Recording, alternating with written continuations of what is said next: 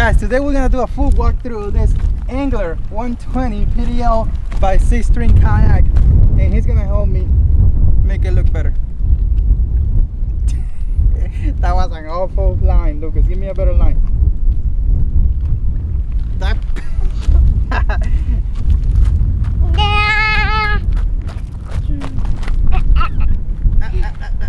But that's not the only video we're gonna shoot today. We're also gonna do a complete water demo, and also we're gonna flip it to see how stable this kayak is. But today, I just want to show you how it looks. Hey, Lucas, what you doing, Lucas? What is that? A rudder? You know what? I'm gonna get myself behind the camera so you could actually see the boat in all its glory, and I'm gonna tell you all about it. Let's go. Oh yeah! Look at this. I'm gonna give you a full walkthrough from bow to stern of this kayak right here. This is a fishing kayak. Hey guys, one of the reasons why you can tell it's a fishing kayak, because they have rod holder. Basically that what makes it a fishing kayak. If this kayak didn't have rod holder, it would be a recreational kayak, but this is a fishing kayak. And let's start right here at the bow. Wow, something I enjoy about kayaks is this wide open deck space right here. So you remove the GoPro and boom, you got nothing there. It's just flat, and this is perfect for a fish bag. You can put it right there in the front. It's away from yourself. You don't have to put it right here in the back where you want to put some extra stuff. Just put it right here in the front, and that is perfect. Or you can put a little cooler or whatever you want to put in here, but I like this. If you put a hatch in here, if you flip over, a lot of water is gonna get in. It's just not ideal. Also, this kayak, there's no reason why you shouldn't be able to put a bow mounted trolling motor right here.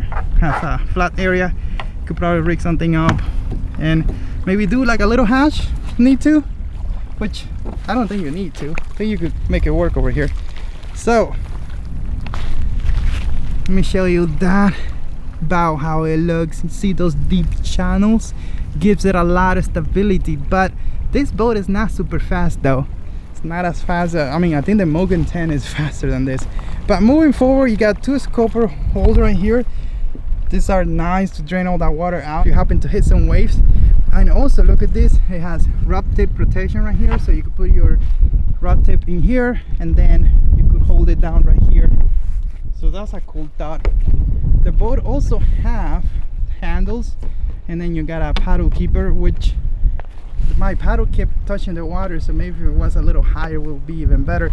Right here you see the rudder up and down mechanism, and this rudder, it turns really well for the boat, and all you have to do to drop it is do that, and then if you need to bring it back, just bring it down. It holds it in place, and if you have too much rope, you could just cut it or just do a loop somewhere. So we're gonna touch on the drive later. I just want to keep going around here. You got a nice seat. It's mesh. It's very comfortable. You see it a little high. Look at that. You see it a little higher than normal kayaks, but again, this thing is stable enough, even at that slightly higher sitting position, that you shouldn't have a problem. You shouldn't be flipping on this boat, but every single boat flips, so you better be ready. Here on the other side, you got another rod holder. I should say horizontal rod holder. That's a nice touch, and you have the rudder control. And this little wheel here, I touch it a lot when I'm bored or whatever, waiting for something. So this is sort of nice. Now this boat also have gear tracks. These gear tracks are on each side. Oh, I forgot to say handle. These gear tracks are on each side of the boat, but it's the feel-free ones. You cannot just get any gear track accessory mounted here. You need an adapter. Yak Attack sells them really cheap. It's not a big deal. Now the deck, if we remove the seat, and give me a second.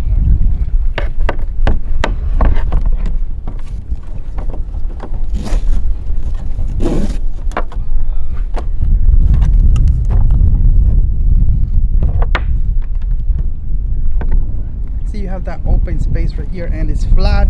A cool thing about this plastic here, if something drops, a lure or something, it's not gonna fall off the boat. It should stay in here. That's pretty cool. And it still has scupper holes below that, so you see all those cuts, water is just gonna drain out, so you shouldn't worry about that.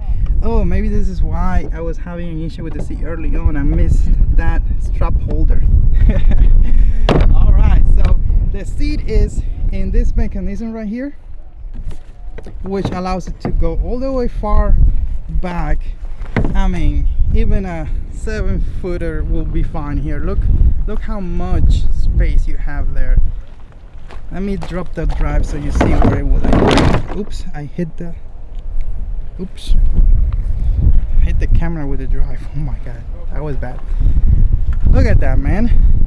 Even a 7-footer will have plenty of room to sit on this boat. And what happens if you're not that big? Boom. And if that's too far away, you could just bring the seat a little forward like that. So I think this boat could accommodate anyone from like 5 feet 3-4 to like 7, really. So going back right here, behind the seat you got 2 flush mounted rod holders with a little keeper, because you never know when you flip or you don't want to lose a rod.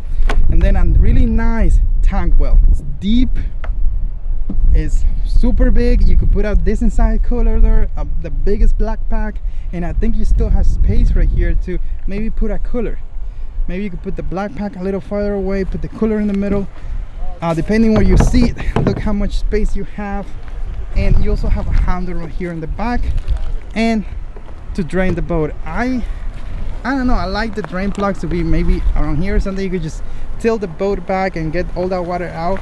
It's gonna be difficult to drain it like that. So right here we have the beaver tail, and this thing turns really nice. I was able to not do donuts because this is a 12-foot boat, but it turns very well. The boat comes from the factory almost ready to go. All I have to do is set up the rudder, and all these fittings were already preset. Like, I didn't have to do anything. Didn't have to measure anything. Everything just worked. So the way that the handle is pointing, the reason why it's like that and it's in the middle is because you need room to steer this boat. You see, if you have the seat there, it's gonna stop you there, so it's not gonna be at a straight position. It's gonna be more like that. So it's a cool thing that they bring it ready to go from the factory pretty much. Boom. Let's talk about this drive. This drive, you could hear a sound when you use it, but it's very solid. It feels solid. It also floats. And one of the issues that you may have with the drive is, like, from the factory, if you push it too hard, it may skip the chain. But you see this tensioning thing here? Follow the instructions and actually do it, because I tightened it up and I didn't feel the skipping anymore. So if you happen to have that issue, you know, you could just fix it. Now, the way that you get the drive out, I'm gonna show you a little clip from the water. Now it's sort of loose here, so if you have it like this, if you go to a sandbar or something, the boat is almost on the water, and you have it like this, and right here something passes by, this drive could like probably fall from there. So maybe you want to like bungee this down right here so that doesn't happen. Boom.